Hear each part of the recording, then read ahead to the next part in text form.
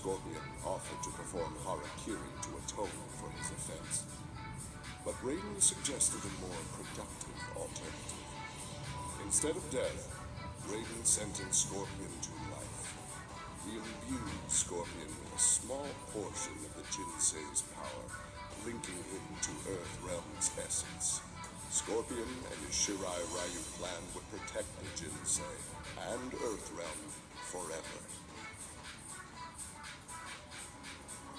Kitana found herself walking the streets of a magnificent, shining city. This was Edenia, a realm freed from Outworld, and Kitana was its beautiful queen. This was the timeline unaltered by Raiden. Earthrealm had been destroyed by Shao Kahn, but Kitana had survived Armageddon and united the other realms to destroy him. Long-lasting peace was the result. Kitana awoke from this vision to find herself in the nether realm. She was not the queen of Edenia, but a revenant of hell, and she hated Raiden for it. Overcome with exertion, Mileena collapsed and felt her soul gliding through the ether. She awoke in an incubation chamber. Nearby were countless others, each containing an exact copy of her. Mileena found she could read each being's mind and they hers. They quickly realized the benefit of so many fierce warriors sharing one mind. As they plotted revenge on their enemies, the architect of the Mileena's awakening laughed quietly. Devora's ultimate plan was not to destroy Shinnok, but to enslave him. She implanted larvae, her young, in his body to gestate.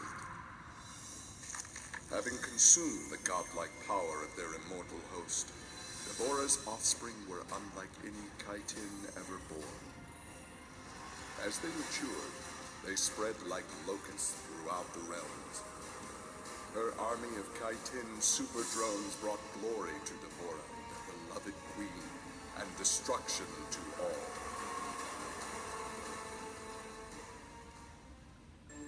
Alone once more, Ermac searched the labyrinthine corridors of Shao Kahn's old fortress, searching for the source of a faint voice calling to him. Suddenly, a wisp of dust brushed his chest, wrenching free one of his many souls. The dust took the form of a man who began to consume soul after soul. As the weakened Ermac stared helplessly, he recognized the mysterious figure. The sorcerer, Shang Tsung, returned from death.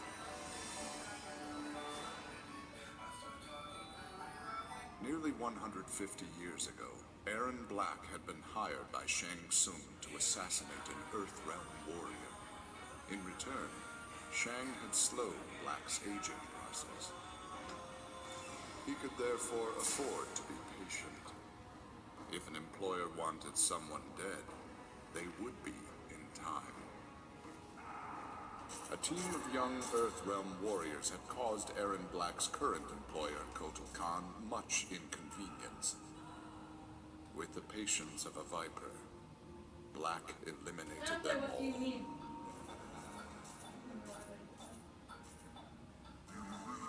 For many years, Farah and Tor were a symbiotic pair, as is natural with their species.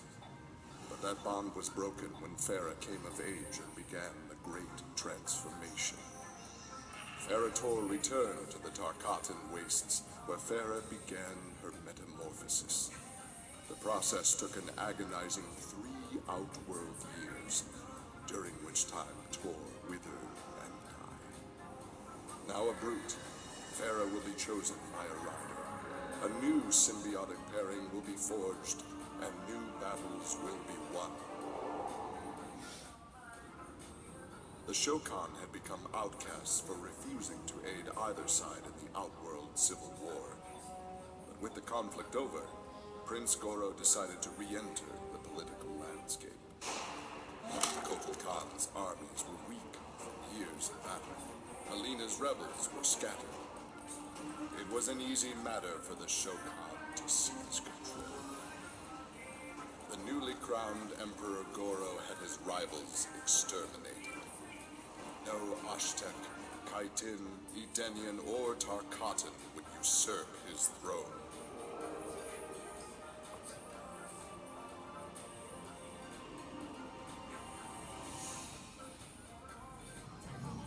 After his incursion into Earthrealm, Kotal Khan had become a prime target of Special Forces surveillance. Jackie Briggs was assigned to monitor his activity.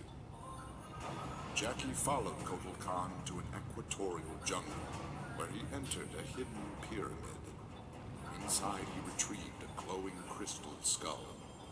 Jackie attacked the Emperor and raced away with the object. Jackie was praised for her work, but couldn't help thinking her interference was what Kotal Khan had wanted all along. After Shinnok's fall, the hospitalized Johnny Cage asked Jax to fill in as leader of his squad. Jax agreed. It was a chance to spend time with and protect Jackie. Boarding their transport after a routine mission, Jax's greatest fears were realized as the mercenary Aaron Black sprung from the cargo bay and fired on the young heroes. Fortunately for Jackie and company, Jax's quick reflexes and bulletproof arms deflected the assassin's rounds. Jax quickly subdued Black, then slipped into shock as a red stain engulfed his chest.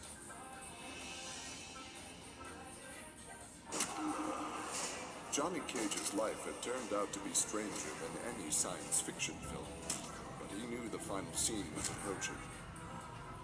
With Raiden's direction, Johnny was able to sail to Shang Tsung's abandoned island fortress, where his adventure had begun, to contemplate his future. Amid the rubble, Johnny found an ancient tome. Its pages revealed that Shang Tsung had unraveled the secret to Edenian long life. Johnny Cage's retirement would have to wait.